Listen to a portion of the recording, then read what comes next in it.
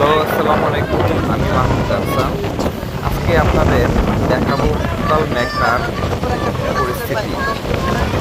আমাদের জন্ম মেঘনা তীরে, আমরা মেঘনা তীরে বড় হয়েছি। এই মেঘনা যখন উত্তাল হয়ে ওঠে তখন এটা দেখলে কেউ মনে করবে না যে এটা একটা নদী। এটার আচার আচরণ এবং বৈশিষ্ট্য সম্পূর্ণটাই সমুদ্রের মতো হয়ে যায়। আপনারা যারা কুয়াকাটা সমুদ্র সৈকতে গেছেন ওইখানে দেখবেন ওইখানকার যে পরিস্থিতি আর এখানকার পরিস্থিতি প্রায় সেম, যে এখন ঢেউ মাত্র শুরু হইতেছে, যেহেতু ঝড়ের শুরু। ঠিক 5 মিনিট থেকে 6 মিনিট পর এই ঢেউ আরও বাড়বে, এত বাড়বে যে এর সাথে যুদ্ধ করে নৌকাগুলো টিকে থাকা লাগবে।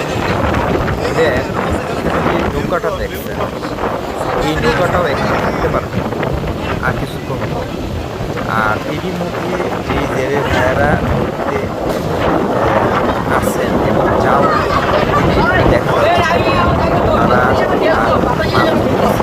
আমাদের জন্য এটা অনেক ভয়ের একটা, কারণ এই মুহূর্তে আমাদের বেশি এবং মাঝে যিনি নৌকার হাল করেন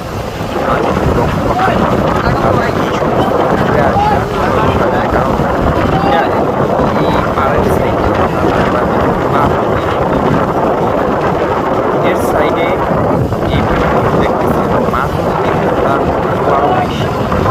এখানে লক্ষ্য করে দেখতে ওরা কীভাবে ছাড়া করতেছে নৌকাটা সেফ জন্য রেড অ্যালার্ট ওরা দিয়ে দিচ্ছে। অর্থাৎ আমাদের নৌকাটায় আছে। আর যে যে নৌকাগুলো ছিল সবই চলে যায় আর সেফ চলে। আর ওরা যে স্টাফ করতেছে আমাদের ম্যাক্সিমাম ক্ষেত্রে এখানে কী হয়, যেভাবে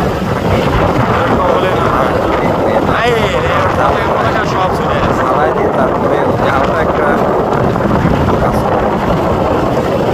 এই ক্ষেত্রে ওনারা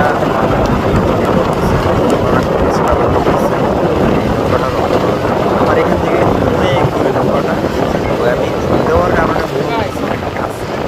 আসলে না, নৌকাটা অনেক দূরে আছে। এই হলো আমাদের সময় আমাদের লাইফ। আসসালামু আলাইকুম।